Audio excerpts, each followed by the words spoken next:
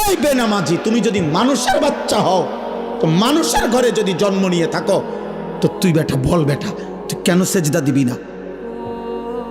এই নাফরমান, বল বেটা, আল্লাহর গোলামি কেন করবি না নাফরমান? বলে আল্লাহ তো কোনো জানোয়ারকে বলে না এটা যে আমার সেজদা দাও। আল্লাহ তো ইনসানকে বলছে। যদি বলি জানোয়ারকে বললেন না কেন, আল্লাহ বলবে জানোয়ারকে সেই যোগ্যতাই দেই নেই।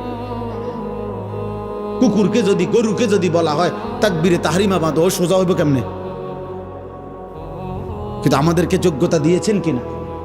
আমাদের শরীরের মধ্যে আল্লাহকে সেজদা দেওয়ার যোগ্যতা আছে, রুকু করার যোগ্যতা আছে, আমাদের নিয়ত বাঁধার যোগ্যতা আছে, আমাদের আল্লাহর সামনে দাঁড়াইবার যোগ্যতা আমাদের দেহে আছে। আমরা দেব না কেন? বলেন ভাই।